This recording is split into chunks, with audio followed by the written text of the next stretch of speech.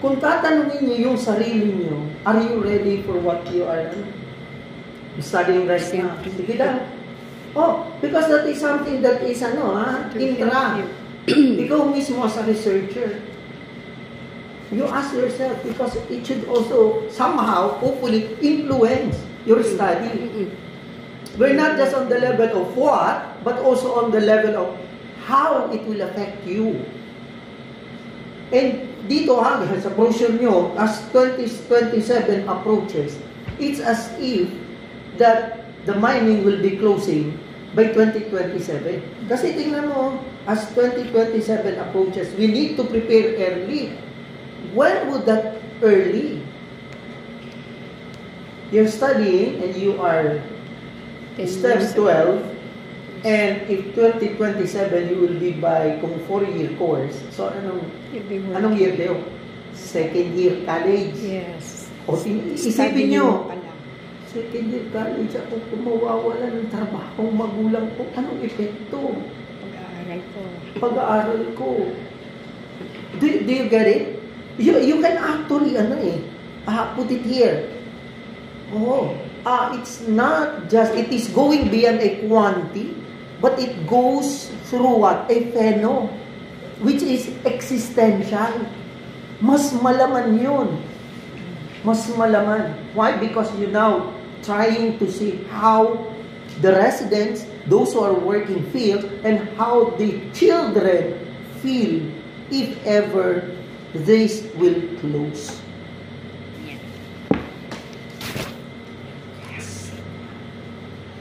Kasi doon kayo maapektuhan muna. Kayo maapektuhan.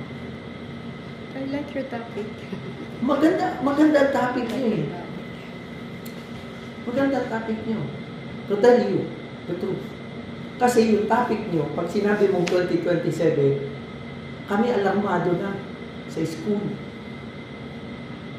When I set foot sa Divine, and pinag-uusapan ng 2027 at nasa pandemya pa, there were two reactions. One, magsasara. Sa akin na, magsasara lang naman ng 2027. Status ko tayo kung ano lang mangyari. Kasi magkuklose. Two, reaction ko, kahit magsara or what, 2027 is there. We are here. We have to do something. And we are crossing it. Kung ano? Crossing pa. So, ibig sabihin, nandun yung kaba mo, nandun pa rin yung pagpaplano mo, kasi hindi mo lang iniisip kung ano yung mangyayari. Kundi, paano ka tuluyan. Ang kagandahan nyo dito is implementing sustainable. Wow! Ang ganda nun. Pero, yung sustainable livelihood ba yun or whatever, will be something na sustainable nga sa mga grupo na tao na isang grupo pa lang yan, nasa phase 4 pa lang ng Bulabit. What about from the rest? What about from the non-workers? May epekto yan. Which you can, put in your, future, as a recommendation. Maganda yun for a recommendation. Yung direktang tatamaan, ito yung nararamdaman at dapat ipaghanda sila. What about yung hindi direkta na nagtatrabaho? So, pwedeng for further study. Pwede yun. Susunod ang study. Maganda. Okay, ma'am? Ma'am, meron pa? Kay Ma'am Jonalisa, and then na po. Sige. Video man to. Ka-video man. Video. Sige na, Father, may question na. Good afternoon. Na-stress gig ka mo, ha? Sige, ito lang ka, ma'am. Okay, so sa chapter 3 tayo. Chapter 3, ha?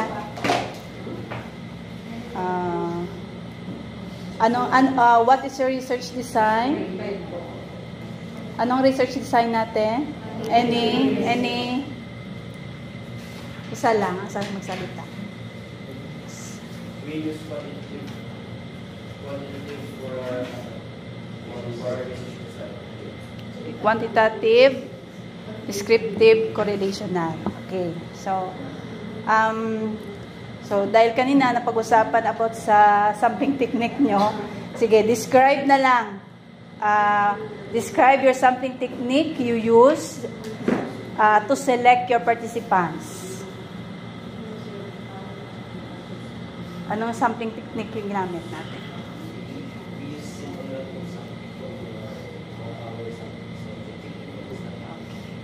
O paano nyo ginamit yung random sampling technique? So, yung ginawa ko namin is nakuha po kami ng mga block numbers ko, ng mga residents, ng mga house numbers ko sa loob ng Facebook ko. Iselect sila ang plano ko kung ano po yung mga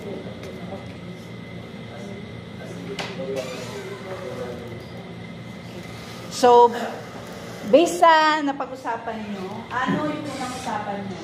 Is it one respondent per house or all employees na nakatira sa phase 4?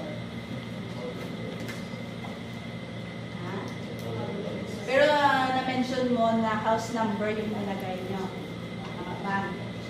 Tama? So, sa house number na yon, dapat kung gusto niyo na random sampling at all na employees are, pwede silang sumagot, dapat yung nilagay nyo, na lang, kung house number, tapos tinignan nyo kung dalawa doon, yun, sama nyo talaga yung dalawa doon. Tama ba? Kung employees ang tawag natin. Okay? So, ang 247, that is,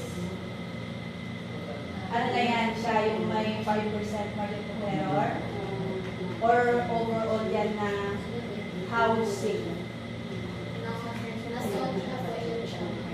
Bali, ilan ang lahat? Ilan lahat? 646, that is the house number. Tama? Pero sa house number na yan, check mo ba na may tao lahat?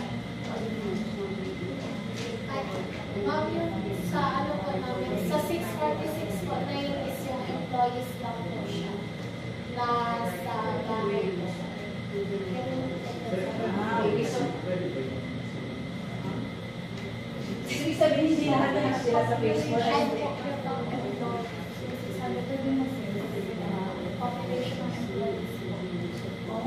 So population ng employees na nakatira sa phase 4. So, tama yung ginawa nyo, pero yung pag-random nyo, nakukunin, nag-per house kayo. Tama na yung 646, tama. At tama din na number of employees yon, ang 247, tama. Pero yung pagkuha lang ninyo na kung sino yung sasagot, doon lang kayo nagka-misunderstanding. Kasi nga, yung nilagay nila sa Excel, kung nag-random kayo sa Excel, ang nilagay nyo is house. Tama ba? Tama? House. Household. House number. Tama ba? House number na rin ko kanina. House number. Tama? Okay. Okay. Ang una-una yung ginawa is employees. Correct na kayo doon. Pero yung pagkuha nyo is per bahay. Tama ba? Yun ang ginamit nyo. Sana nag-employees na kayo. 1, 2, 3. Tapos give-up nyo na lang sila isa-isa. No? Okay. Yan. Doon tayo sa pag-ano ng simple random na pagkuha ng respondents natin. Which is medyo mabigat yun. Ha? Ma-apektuhan kasi yung kagaya nung tinanong kayo dito sa demographic profile, ma-apektuhan kasi siya. Kasi yung sasabihin niya, kung isa lang sila dalawa sila sa isang bahay, sasagot, sasabihin niya rin na 9 kami sa loob, sasabihin niya rin 9 kami sa loob. O ganun siya. So, pagka na-doble yung pagkuha sa kanila. No? Diba? may ano, no, may possibility pero hindi ko alam kung mako-correct. Kasi kung mag-stick tayo doon sa preparation ng data, no? Talagang mali. Okay. Unless, kung ito pwede na tolerable ito sa statistics yan eh, then it's gathering. Terminology. Dalawa man ang tinanong nyo sa isang bahay o isa. Ang importante doon, empleyado sila. Qualification. Kaya pwede mo yun sa definition mo. Pwede mong ika-qualify. Kaya ang tanong ko ngayon, doon ba sa residence na yun na merong dalawa na tinanong? Yung dalawang tinanong ba yun ay parehas na nagtatrabaho sa San Francisco? Yes, sir. Sino? Yung taas? Okay. Yung doon sa natanong ng bahay na ano, dalawa talaga sila, empleyado talaga sila. Yes, po. Okay. Sino pa yun sa iba? Yes, po. Empleyado talaga yung dalawa. Sino pa? Ha? Dalawa lang sila yung tayo. Dalawa lang na empleyado. So, itutok mo na doon as an employee para hindi na sila magkaroon ng conflict. Yun na lang ano nyo. Yan ang remedyo natin. Sa respondents nyo. O para mas align siya. Okay? Yan lang. So, mag-change lang doon na empleyado talaga. And yung empleyado niya to, ito yung resident. Okay, clear natin ha? Kasi ang sa title nyo is resident ay assessing the residence readiness. Now, this, sa kaya maganda na may qualifier doon sa ano nyo ha. Pag sinabi mong residence, sila yung empleyado na nakatira doon sa bahay na pinasok nyo para napagtanungan nyo. Okay? So, consistent ka. Gets po ninyo? Hindi na nagbahay-bahay kayo. Huwag kayo magtutok sa bahay-bahay. Tumutok kayo doon sa yung pagiging empleyado. So, susolve yung question na yun. Okay? Sa random sampling nyo na lang, tatanggalin nyo yung number of house. Kasi Yan. number of house yung nilagay nyo sa tama. Respondent. Kung meron kayo respondent sa sabi dito? Sa demo? Meron kayo? Sa Sa papel mismo? Wala. Wala naman. Wala sila. Something literature sila. Sige lang. Pero, I-ano na lang doon. iyaan nyo yun ha, kasi importante sila. Dahil survey questionnaire yung ginagawa natin. Importante ang respondents. Diba? So, clear ang respondents nyo ha? Residents sila. Itong residents na to ay empleyado. Regardless man kung dalawa sila na nandun sa isang bahay. Okay? Clear? Okay, solve yan. Solve yan. Solve. Okay, last na lang to. Explain na lang yung statistical test or yung tools na ginamit nyo to analyze your data. Ano yung sa statistical treatment, ano yung mga formula ginamit nyo, ano yung mga tools na ginamit nyo, tapos saan nyo yung gagamitin sa data. sa yung first day po, ginamit ko ng police formula. Hindi po pangwat ang sa susunod namin po sa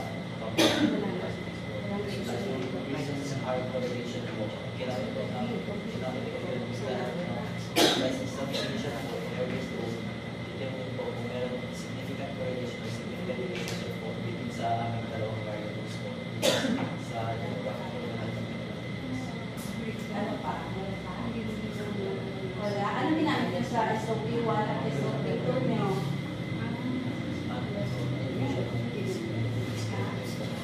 Ano ginamit? O, paano nyo nakuha yung descriptive? Ano ginamit nyo na formula para makasagot kayo sa SOP 1? SOP 2, ano SOP 1 nyo nga? Oh. Ano yung mga ginamit nyo doon para malaman namin kung ilan babae, ilan sila sa loob ng bahay.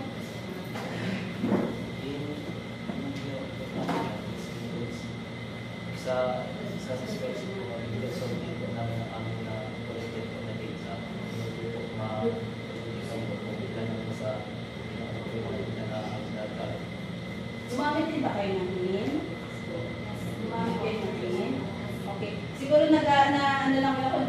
kayo, kasi ang menu dito na nilagay is naka-percentage. Na-confuse kayo? Confuse kayo doon? Siguro na ano na kayo, na confuse kayo sa percentage at sa mean. Magkaiba yun sila ha. So ang mean, walang percentage na sign. Wala yun ha, percentage na sign. So yung mean, ginamit ko doon sa SOP1 o SOP2, yung average, para ma-determine mo yung level. May level kayo. For instance, demographic data yung number 2. Hindi pa kayo gumamit ng level? Hindi. Sa SOP nyo? SOP nyo, alam nyo ba SOP nyo? May level kayo ba? So, doon nyo gagamitin yung mean para yung number na yun, ma-describe nyo kung ano yung ibig sabihin na mean. Okay? So, paad na lang doon sa statement nyo yung mean, remove the slowest formula. I-add nyo lang yung mean sa percentage. Okay? So, yan lang.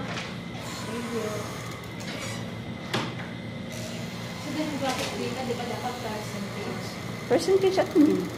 Ay, mean. Para malaman din kung ilan yung edad. Ilan yung may edad na ganito. May ganun ba sila?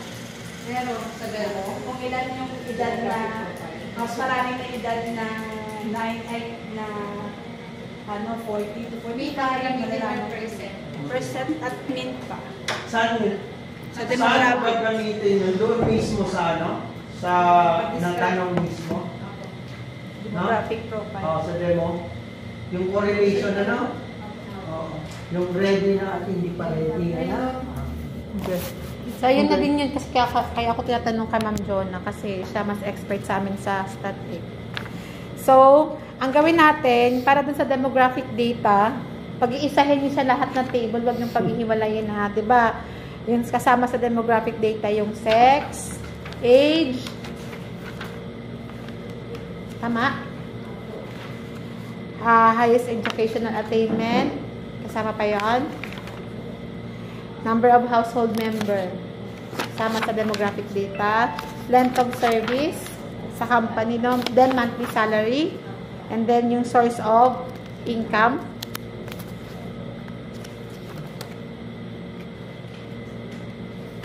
Bakit doon sa source of income hindi nyo nasama yung ano? Ano yung CNTA? Ay, chose not to answer. Paano sila mag-choose? Kasi private yung sahod nila. Okay. Ilagay nyo dito ng buo, ha?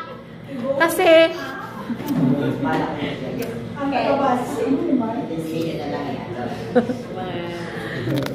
bago lang sa akin yun, ha?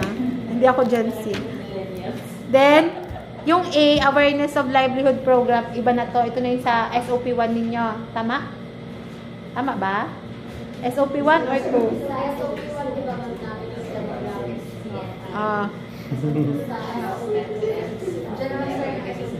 Bakit A? Okay. So, ganun ha. Pagkasamahin sa isang table, okay lang naman na mahaba siya. Basta isahang data para isahang explain. Kasi, naghihiwa-hiwala yung implication natin. Diba? Diba ang turo is may discussion. After ng discussion, may implication. Tama? Tapos ang sa inyo, bawat table, naglalagay kayo ng implication. Tama ba yon? So sa inyo, you were able to cite at least 2. So kailangan nyo pang dagdagan ng at least isa. Kasi minimum of 3 implication dapat ang ma-cite natin. So para hindi siya ganun kaano sa implication, pag-isahin nyo na table, tapos lahat ng implication na sinite ko sa bawat table na magkakahiwalay pa dito, pagsamahin nyo doon. Okay? Then, pakitandaan na dapat lahat ng implications na dito, yung mga related studies na sinite nyo for implication, dapat makikita yun sa chapter 2. Kailangan nandoon sa chapter 2 kasi pag wala siya doon sa chapter 2, pa-questionin din kayo nun. So, dapat, kasi ito kanina may tinatingnan ako, wala siya doon sa chapter 2 ninyo. So, dapat nandoon din siya.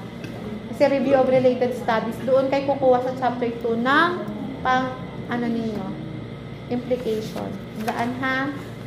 Tapos, if ever, there are times na hindi nyo siya nalagay sa chapter 2. And then, may times na marami kayong nalagay sa chapter 2, pero hindi nyo siya nagamit kasi hindi siya pumapasok dun sa naging result ng study nyo. So, you need to find another one. Tama?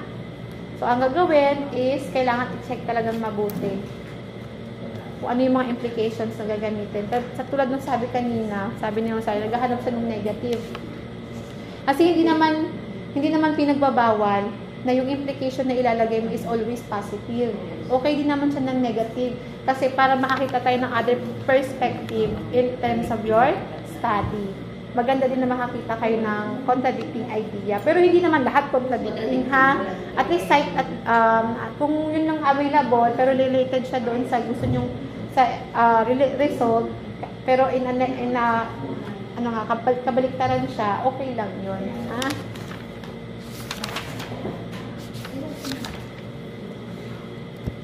Tapos dito, paki-check kung tama ba yung standard deviation kasi nga dapat ang standard deviation na value na pinakamataas na makikita dito ay 1. Sa inyo ay 67, 62. So hindi yan siya. Then paki-clarify na lang din if yung mean nyo ay 52% or 52 lang.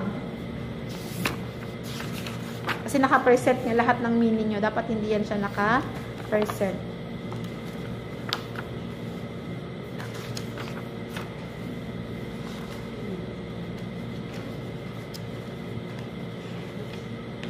Dito yung sa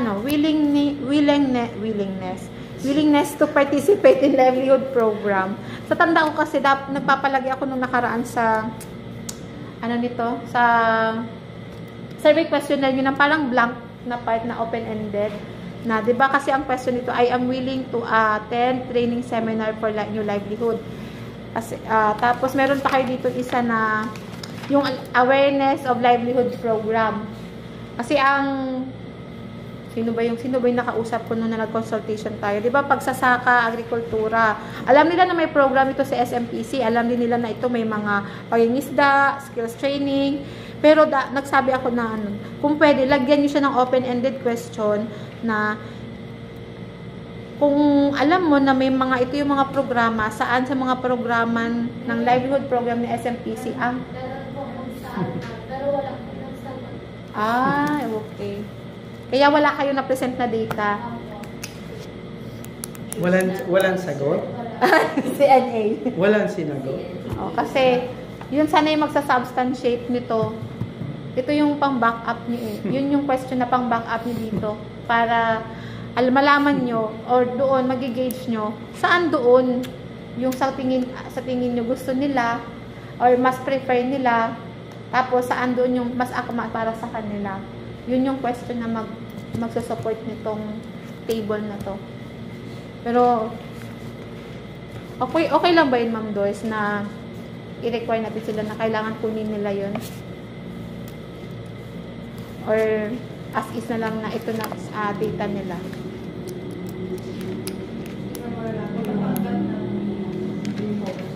Sige po. Tanda, anihin nyo na lang muna. So, yun lang man yung aking concern. By the way, gusto ko yung pag-present ng table. Kulang lang talaga ng implication. Kumbaga, the way you discuss it is simple, pero direct na explanation, which is good. Kailangan lang natin dagdagan ng mga implication para mas may substance siya pagbabasahin na. Thank you.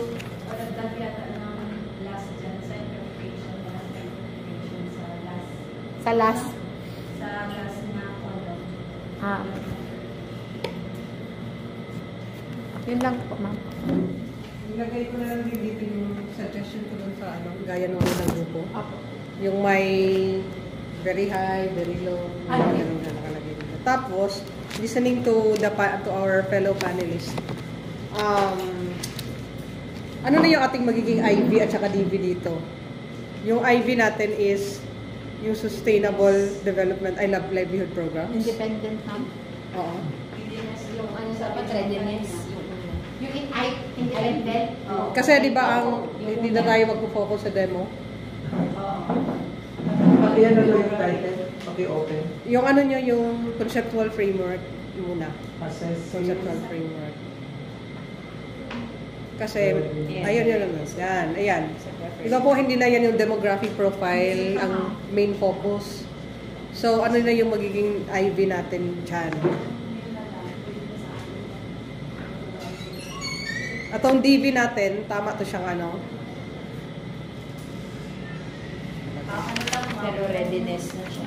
Level of readiness. Yung Hindi, bilang. yung implementation, ano sabi?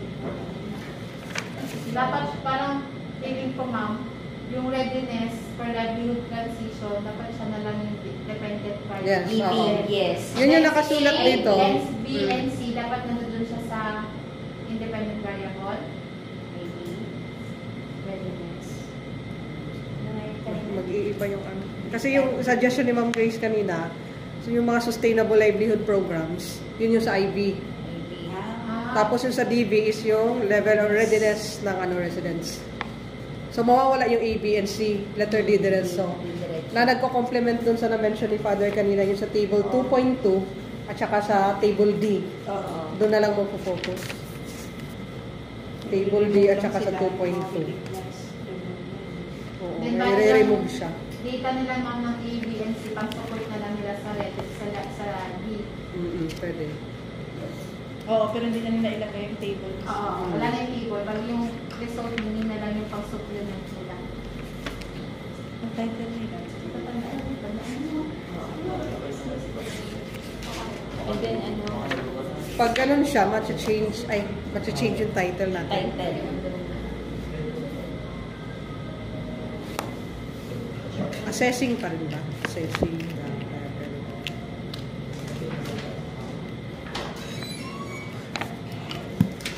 Wala ata yun.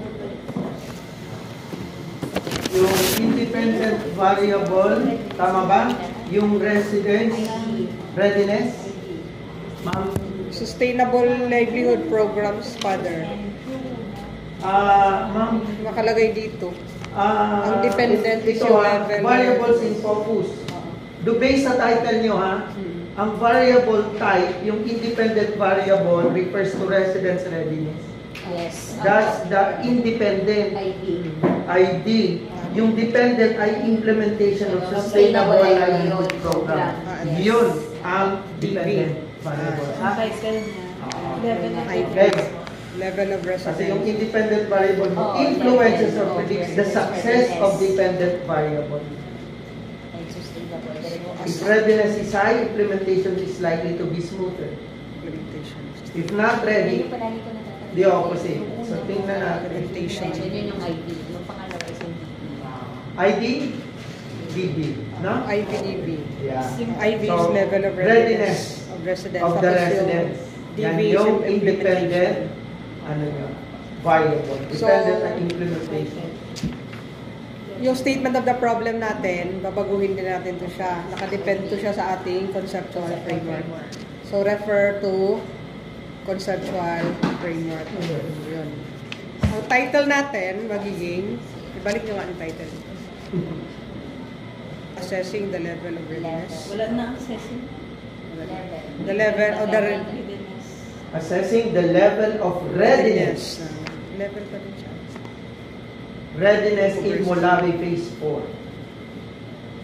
Readiness of the Molawi Phase 4 residents. Yan.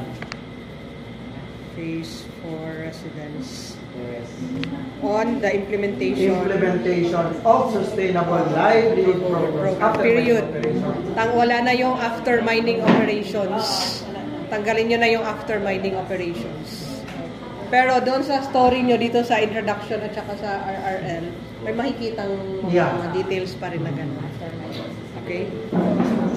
Tapos since na nabago yung sa title at saka yung sa conceptual framework ninyo, lahat ng variables hanapan nyo ng ano ha, pati yung output ninyo, maghanap din kayo ng study na yung output nila is same sa inyo, tapos tingnan niyo kung naging effective ba yun o hindi.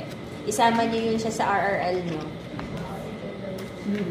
yung output. Hanapan nyo rin yung output ng related study na ganun. Pag ganun ba ang program na in-implement, ano yung impact niya? Tip, suggestion. May difference ang RRL sa RRS. Okay? RRL pertains to theory, pertains to definition, pertains to development of methods, etc. RRS is similar or contradicting studies. And this can only be judged with similarity or differences in terms of what? Their findings.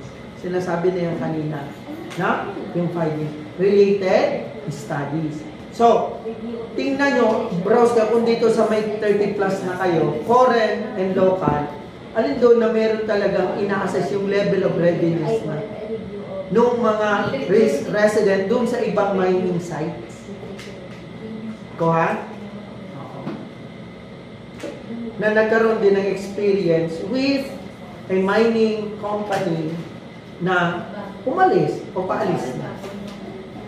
Kasi dapat related study, meaning lang yun. Ano bang study na to na may kahalintulad sa pinag-aaralan namin? Makikita nyo doon yung gap, makikita nyo yung difference.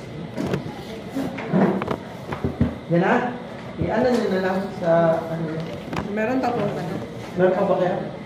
Wala na? So overall po, approved yung study nyo. We just have to make some mga major revisions. Pero okay na siya. Great. So, congratulations.